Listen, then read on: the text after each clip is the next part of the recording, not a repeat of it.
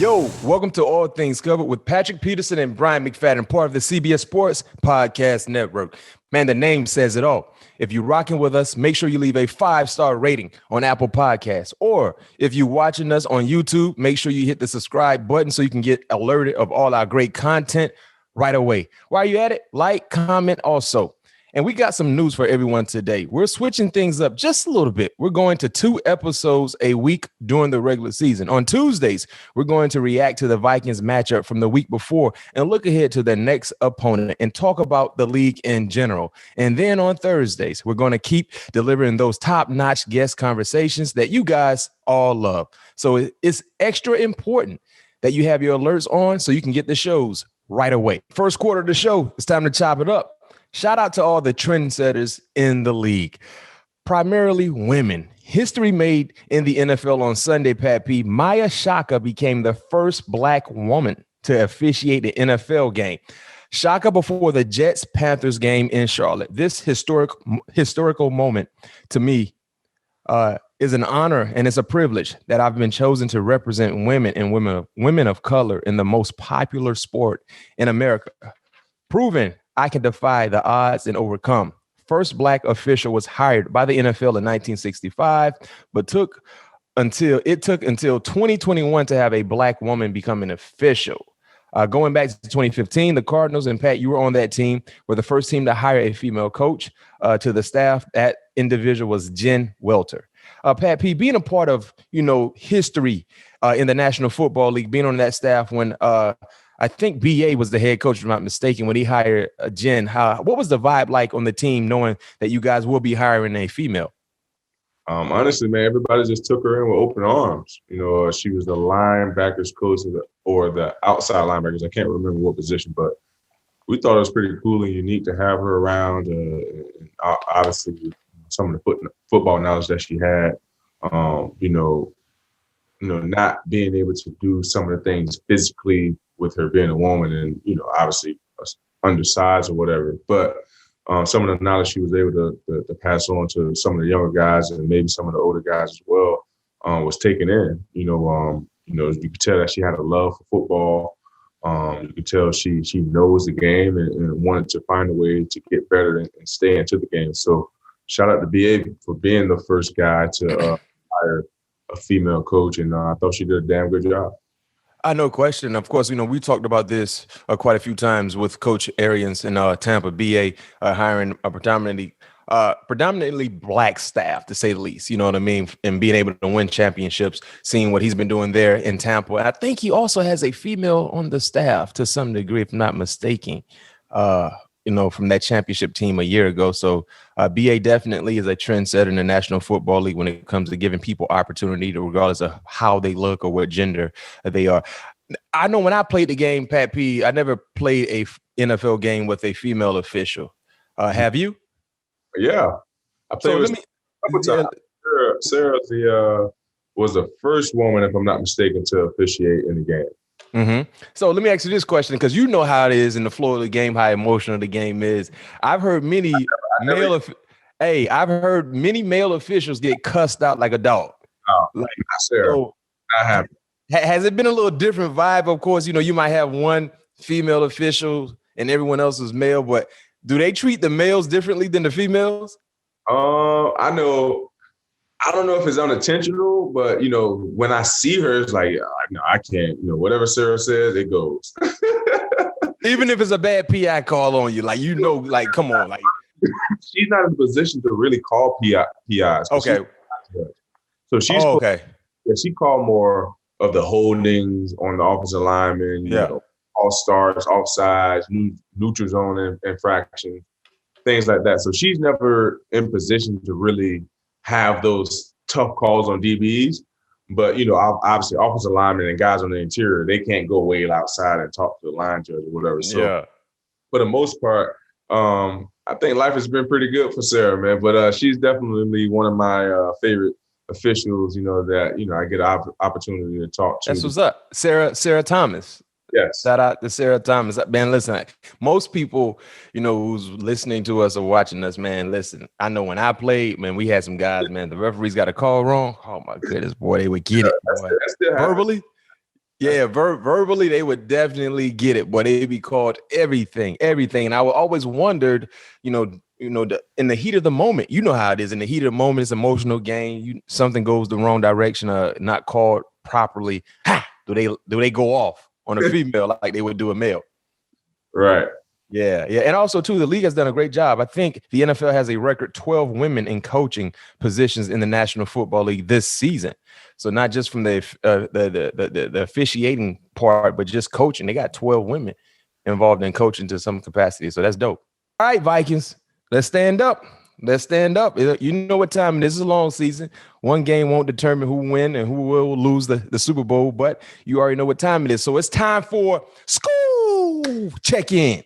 That it is. SKOL Check-In time. Bengals recap. Vikings lose 27-24 in overtime. A back and forth ball game from start to finish. Very, very entertaining. But of course, you want to be on the right side of that dub. Most importantly for you, Pat, first game in a Vikings uniform, regular season. What did it feel?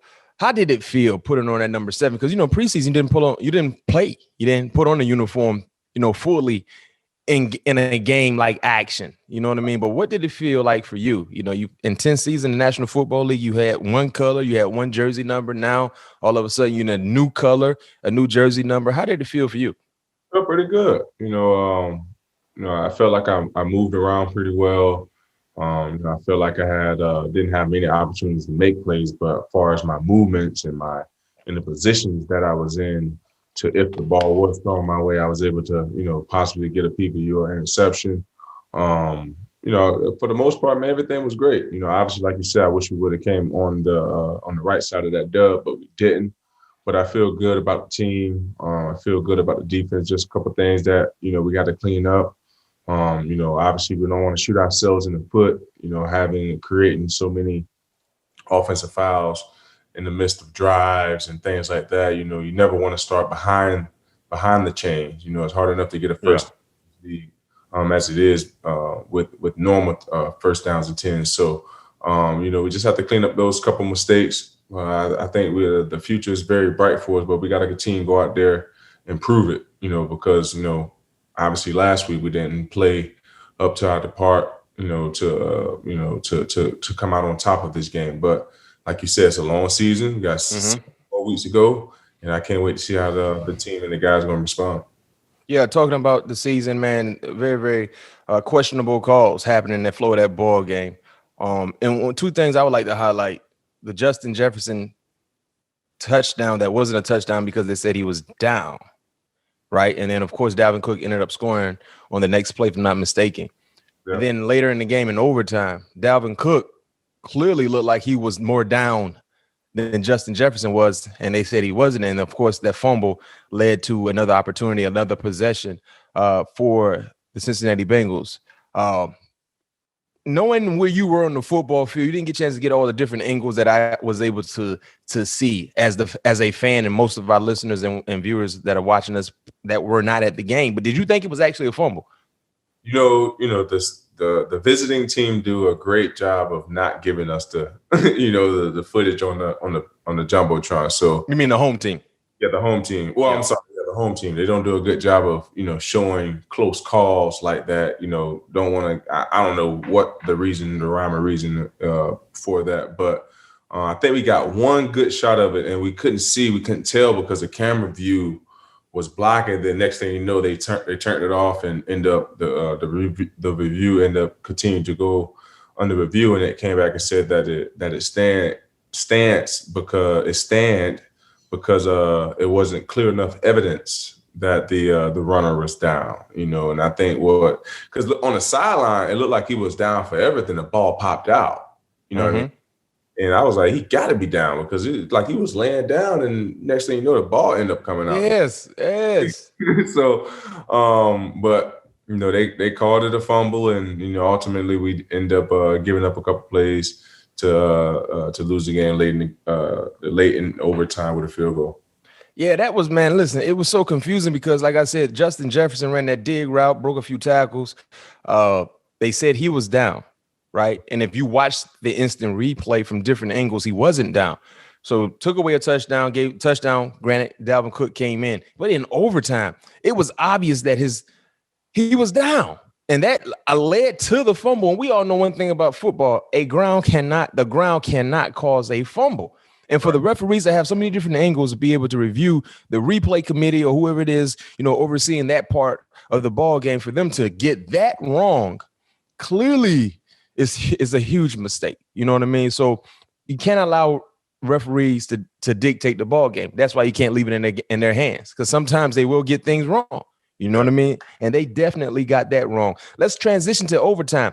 Defense gets back on the football field. What went wrong in the Bengals' 4th down conversion? Number one, that was a gutsy call. Right. Gutsy call. We saw a few gutsy calls from Cincinnati, from Zach Taylor and his crew there, but that was a gutsy call because that was at midfield, 4th and 1, lined up in a running like formation, play action, converted a 32-yard pass to CJ. Coach Zimmer said you guys had practice against that practice for that play during the week of practice, but what went wrong on that 4th down conversion? Well, in that situation, with it being literally 4th and 2 to 3 inches, thinking quarterback sneak, a couple timeouts, get the easy first down and be able to call a timeout, regroup, and, call up a couple plays to get them in field goal range. But like you said, it was a gutsy call. It was definitely a gutsy call, and kudos to the Bengals coaching staff for pulling that off at the right time, because obviously, we just stopped them, I believe, 2 series ago, 4th and 1 on their 30-yard line. So you're thinking now it's 4th and a couple inches, and Joe did convert a 4th and 1 with the quarterback sneak. You got to be thinking quarterback sneak. Yeah. So it was a great call by them, and we did practice that play. But it was just a great call. It was great timing. No question. Yeah. Hey, that's the thing. When you look at the percentage of seeing a pass or run in that situation, especially with a young quarterback, you're thinking run. And you talk about having Joe Mixon, not necessarily handing the ball off to the running back, just leaning forward. Right. You know what I mean? Just to get that 3-4 inch mark that you need to get the first down. But yeah, they went all in on that play. So that's the thing about those plays. If you roll a dice and you hit, everyone's going to applaud you. If you roll a dice and you miss, what are you doing? Right. You know what I mean? They're going to be so critical, but it worked in their favor and led to that game-winning field goal. And when you look at game takeaways in overtime, specifically speaking, what were the biggest turning points you think in overtime? Honestly, I thought overtime was played well by the defense. Special teams did a great job of no question. Yeah.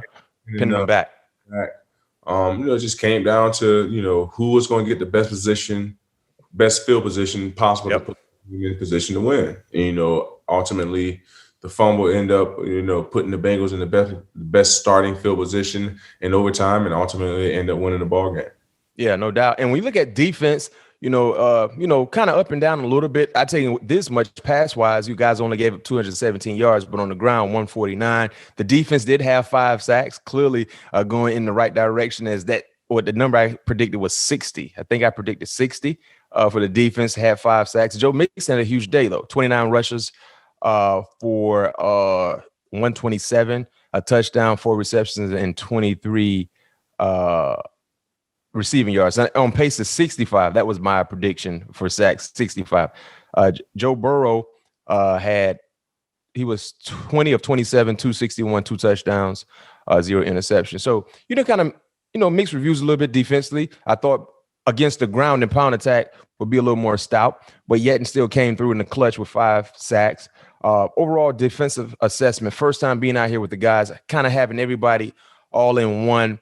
And you're still missing a few pieces. If I'm not mistaken, Barr didn't play, right? Anthony Barr didn't play. He's a huge piece to the puzzle, but not having him in the lineup, but yet and still haven't had everybody else in the lineup. What was your thoughts based on already seeing the film, knowing some things you guys could have done better? Overall assessment based on the defensive performance. I thought it was a great first outing. I mean, clean up a couple mistakes here and there. Everybody being on the same page.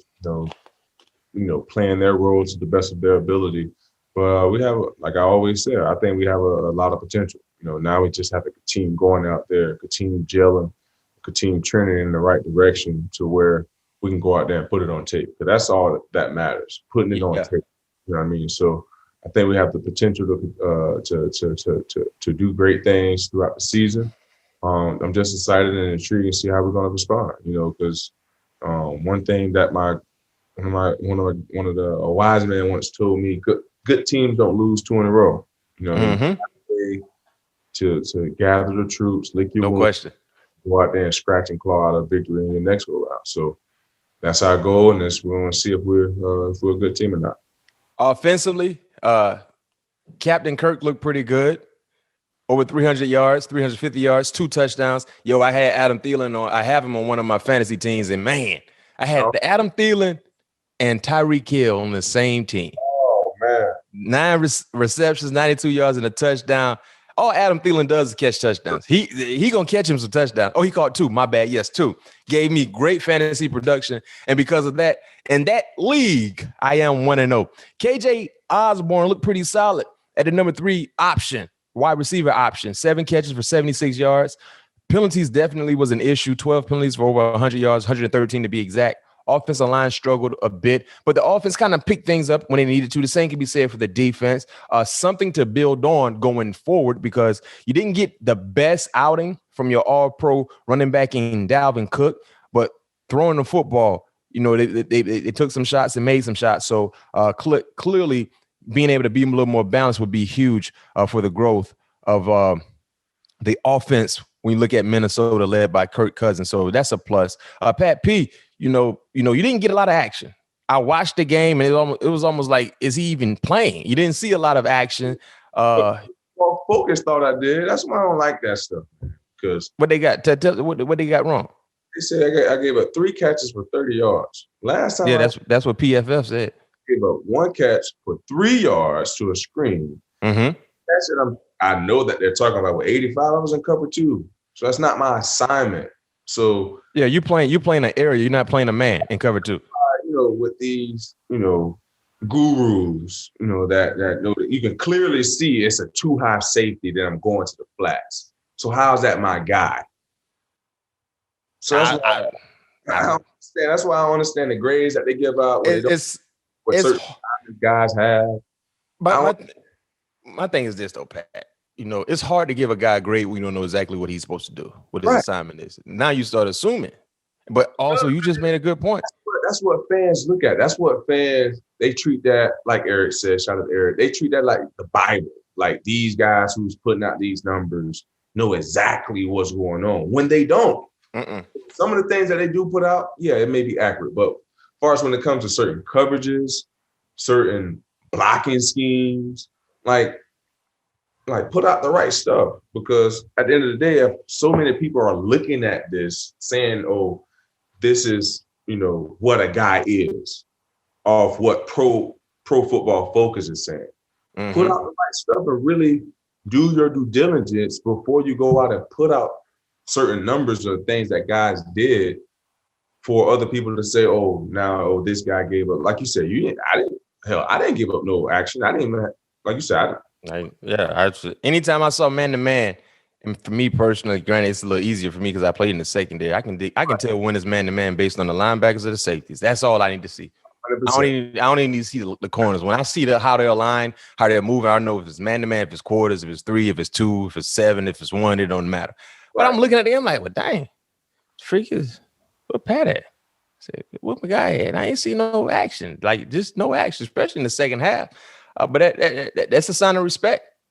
It's definitely a sign of respect. But you right, pro PFF, sometimes they just, I don't know. And my thing is this: my little boy who's 8, know when he sees 2 high safeties, this is our hand signal for flag football. I'm the coach, so I call defensive plays. Pat P. I don't yell. I give hand signals to my guy. My 8-year-olds, my 3rd graders that's out there. Yeah, I got hand signals. Anytime I give them a hand signals, they know what it is. We cover 2.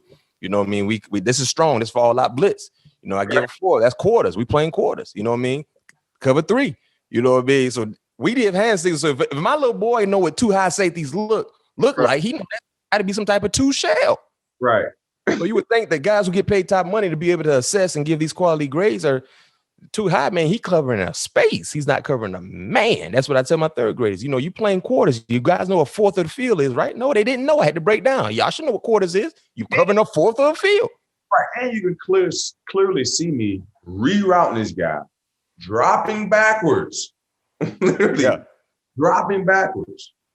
And then obviously Joe ultimately made the throw for him to go for however many yards. But it is what it is. But you know what? Hey, they're gonna be as long as they're more wrong than right, and you more right than wrong. That's all that matters. That's all that matters. Now it's time for the next week matchup. Next week's matchup, Cardinals preview. Cardinals beat the Tennessee Titans 38-13 on the road in week 1. Minnesota will travel back out to the desert. We'll travel out to the desert. And guess what? Pat P will travel back out to the desert because he was there his entire career until this season, drafted by the Arizona Cardinals. One of the best corners to ever do it in that organization. Clearly should be in the ring of honor. Man, how will it feel for you going back to where it all started? You know, Mac, I really don't know. But honestly, at this moment and at this time, the regular game. Mm-hmm. Honestly. I can tell you this much. Speaking from personal experience, and when I went back to Pittsburgh, it was the first game in the preseason. So it didn't have the energy. It wasn't a big deal, but we just played Arizona in the Super Bowl.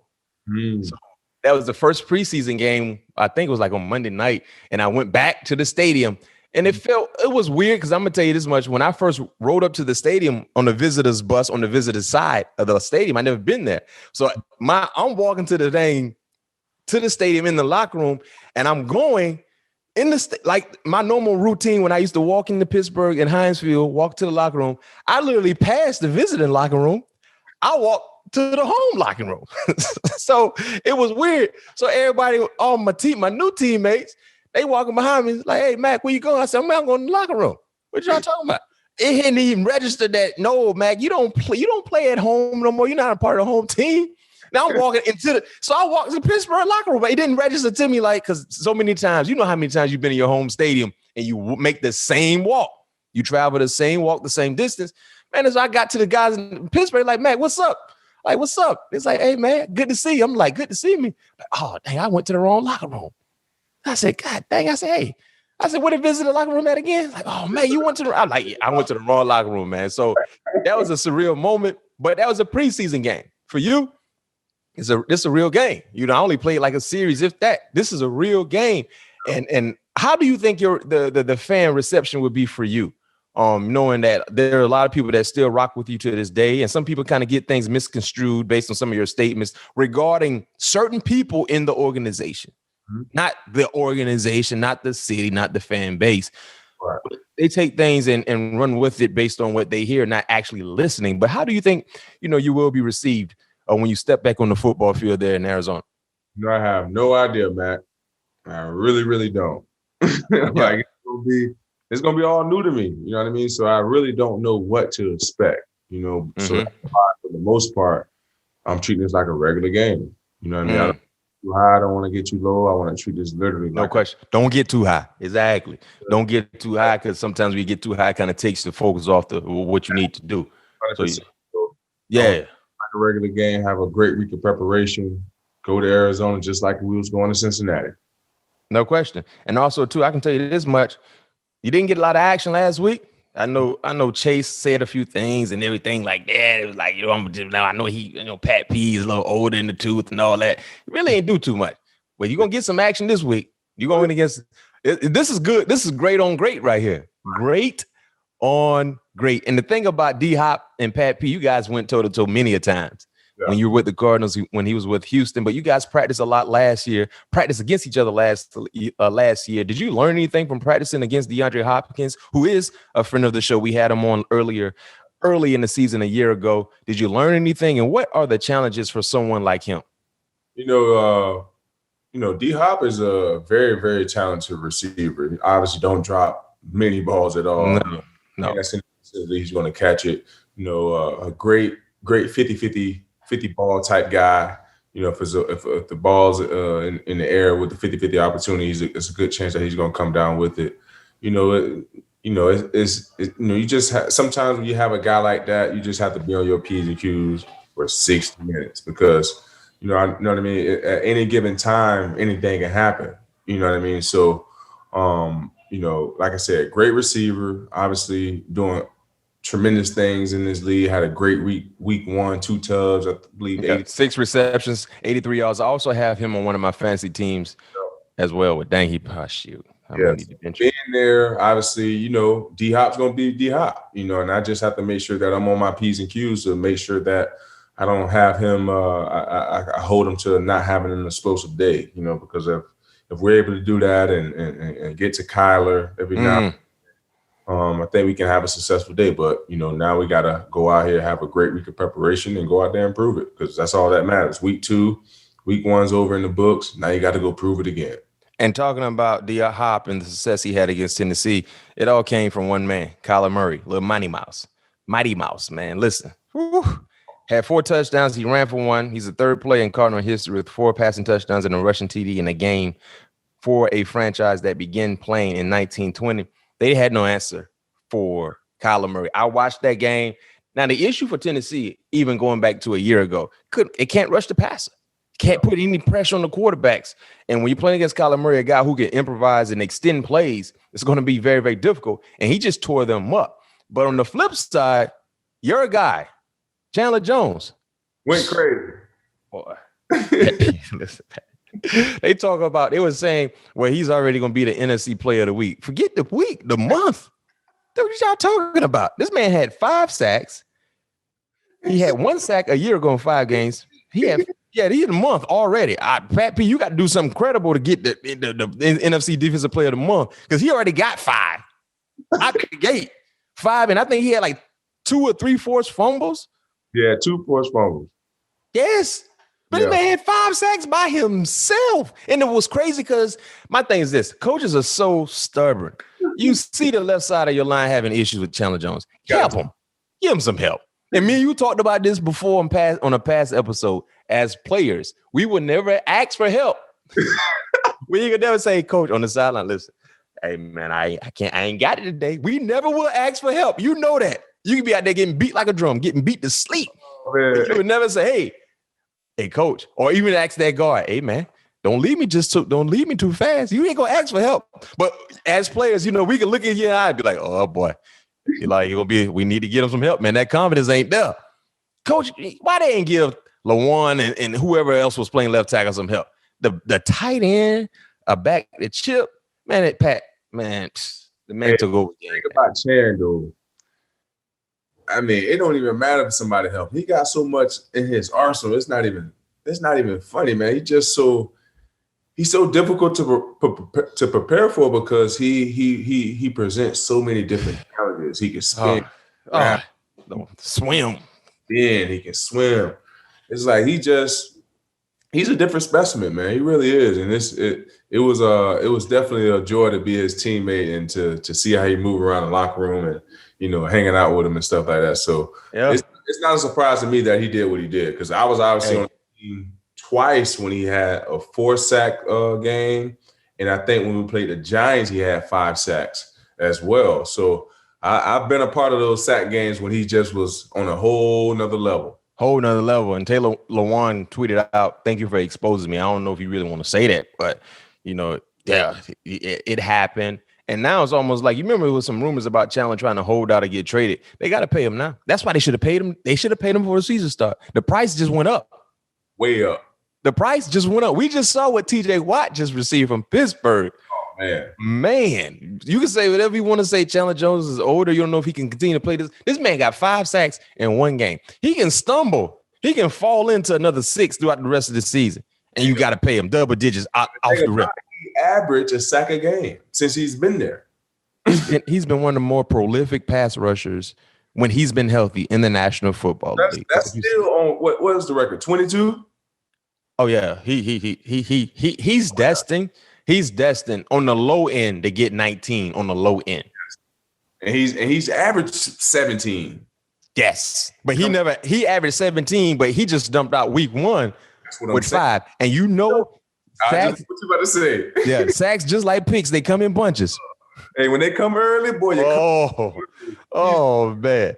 Oh, yeah, so Strahan has the record 22.5. I want to know what that prop bet is for freaking Chandler Jones to trump that 22.5. I text him Saturday. I said, I know you're ready to bend that corner. What did he say? Like corner grill, corner. He bent that corner. Boy, they had no answer for it. And I had listen, and one of my leagues, I freaking started fantasy. I started Ryan Tannehill, and my other option was freaking Jalen Hurts. I said, yeah, man. I left Jalen Hurts on the bench, bro. Oh, why would you do that going in Atlanta? Man, I was overthinking the process. I'm like, well, if Ryan Tannehill, who's been Mr. Consistent, you got Julio, you got AJ, you got Derrick Henry, you know what I mean? And I'm like, the balance, like, I didn't think they couldn't block Chandler Jones to save life. So Ryan Tannehill gave me 12 points. Jalen Hurts gave me 28. But guess what, though? I still won. You know why? I had Adam Thielen and Tyreek Hill. That's it. In the Carolina Panthers defense. That's it. But hey, you get a chance to see your buddy, man, up close and personal. Hopefully, O-line from the Vikings don't allow this man to go off because he can go off and just take over a ball game if you allow him to. Yeah, man. We can't. My prediction, I was pretty close last week, but it was on the wrong end. So this week, 2023, Minnesota, first one of the season, 2023. Okay. That under, I don't know what the under going. That probably going to be the under too. I love betting the unders, by the way, listeners and viewers. I had a big under bet, college football. I took Oregon, Ohio State. The under came through. It was 64. The under was 63. The under was 64. Took it. Now it's time for Around the League. Boy, it's a big weekend in football in totality. Saturday, college, NFL opening week. Started back Thursday with Tampa and Dallas. But around the league, everyone in the NFC lost. That's good news. Yeah. You guys are still in the same place you were last week around this time. That's good news. Packers got crushed by the Saints. Jameis, friend of the show, by the way. We had Jameis on during the offseason. If you guys missed that episode, check us out on the YouTube feed. Check us out on the podcast feed. Man, Jameis, man, went crazy. Yeah, he did. 148 yards, didn't throw the ball a lot, but he had 5 touchdowns. He's the first player in NFL history with 5 TD passes and fewer than 150 yards in a game. It's the fewest points the Packers have ever scored in a game that Aaron Rodgers has started and played into the second half. What was your reaction seeing that result?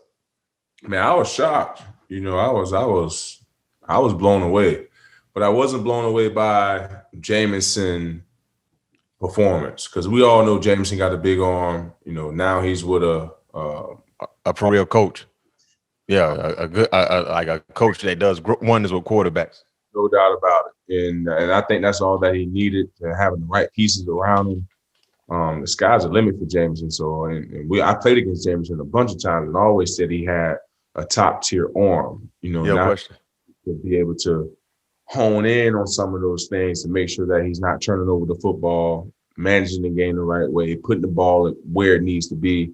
And I feel like he's with the team that's going to allow him to do that. And he's with the coach that's going to not allow him to wander off and, you know, do what Jameson wants to do. And far as, you know, taking those risky throws, you know what I mean? Just play within yourself, got a solid defense, and, you know, don't give the other team more opportunity than they need to put the ball in the end zone. We'll be fine. And I just think it was a perfect opportunity for Jameson, you know, signing with the Saints last year, having that year under Drew Brees, really understanding how the offense operates, really understand how Sean wants to call games, and now his opportunity is here, and he's definitely taking advantage of that thus far. Man, listen, I said on the HQ, CBS Sports HQ, Jameis probably going to put up MVP-like numbers. Yeah. You can laugh at me all you want, but one thing we know about the guy, he had talent. Yes. He had talent. He just wasn't consistent. And he also got that LASIK surgery. He talked about that on the show, about being able to see better. So if now he has the vision to see exactly where he needs to go, and you put that with the talent that he has, and that structure offensively, man, don't be surprised. Talk about another quarterback that can be in that MVP conversation at some point in time. Matthew Stafford. Sunday Night Football wasn't really good for the Chicago Bears. Lost 34-14, which is good for you guys because you guys are in the same black and blue division, the NFC North. But the Bears fall to the Rams 34-14. Matthew Stafford had a huge day. In another one of my fantasy leagues, I had Matthew Stafford on my bench also. Now, before y'all laugh at me, my starting quarterback is Lamar Jackson. So I don't know who would start Matthew Stafford over Lamar Jackson.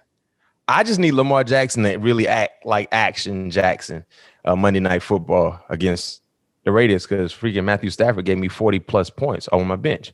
But the Bears lost, so that's good for you guys, Minnesota. Also, too, in the NFC North, the Lions comeback falls short against the 49ers. They lose 41-33, if I'm not mistaken, 41-33. So that was a huge plus. Just seeing the Lions lose as well. In other news in the National Football League, Marshon Lattimore signs a huge deal. 5-year deal, $96.6 million on Sunday. Could be worth up to $100 million. He got $68 million guaranteed, largest full guarantee for a cornerback in NFL history.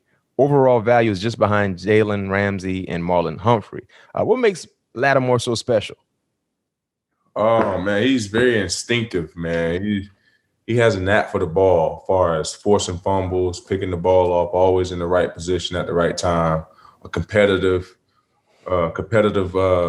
defensive back. And, that's all you can ask for, those traits. And he has it, So to see him finally get broken off, more blessings to you, because I had the opportunity to play with him or to see him in a couple Pro Bowls that I've been a part of in my career. And he's a young guy that gets it, man. He wants to be one of the greats and one of the names that's been talked about in this league for a very long time. So, Marshon, congratulations, man. Always told you definitely got it, and you proven it.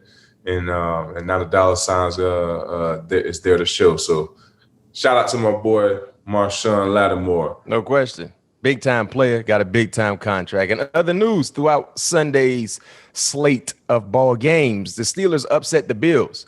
Dolphins edged out the Pats. Trevor Lawrence threw 3 picks in his debut. Chiefs came up big time, come from behind victory against the Browns. Bucks beat the Cowboys in the last second in the opener, last second drive in the opener. Should have been offensive pass interference, but they didn't call it. Ryan Fitzpatrick, he's injured. He's on IR. I think he can't return until week 6 or week 8. Will they call Cam Newton? Should they call Cam Newton? We will wait and see. And Jeffrey Okudah, young, talented player, corner for the Lions, torn Achilles. He's out for the year. Listeners and viewers, we want to add something to our show, especially for the football season, since we're now in season. We're going to give some tribute out to guys that are balling, teams that are balling, individuals that are balling. So this is the very first time we're introducing this to you guys here on our show, introducing something new for 2021 season. We talk a lot about living up to our name and want to show love to others who have all things covered. So we're going to dish out 2 awards weekly. Number 1, All Things Covered award for someone in the secondary. It could be an individual player, could be the entire secondary unit, but we want to show love to the guys who are balling in the back end of the defense on the 3rd level. And number 1 for a player of any team. So we're going to give out a overall secondary type of award and an individual award for guys that are covering everything. When they step on the football field, Pat P, they got all things covered. And for the guys who had all things covered this past Sunday, number 1, shout out to the Houston Texans. Their secondary. The Texans had, get this, Pat P, listen to this stat. Listeners, viewers, listen to this stat. The Texans had 3 interceptions, right? And their 37-21 win over the Jacksonville Jaguars. That's as many interceptions as they had all of last season. They only had 3 interceptions last year. Wow. The entire season. That was tied for the second fewest picks in a season by any team since 1940. Now, granted, defensively, you gotta throw in to the equation. One of those interceptions came from a linebacker in Travis Kersky, but he's a talented guy. So you know what? He can be a secondary member for this particular award. But we're going to give an award to the Houston Texans, their secondary, because clearly it was a down year for them a year ago. They got over that hump. That's in the rearview mirror, and they made Trevor Lawrence look like a junior quarterback in college football, not a rookie quarterback in the National Football League. Vernon Hargreaves had an interception from Tampa, Florida. Christian Kirksey and Justin Reed had an interception. So shout out to the Houston Texans for making our very first All Things Covered Award. Hey, and Matt, now, what you got for me? Real quick, while you talking about secondary, I had an opportunity to be with my boy Harrison today.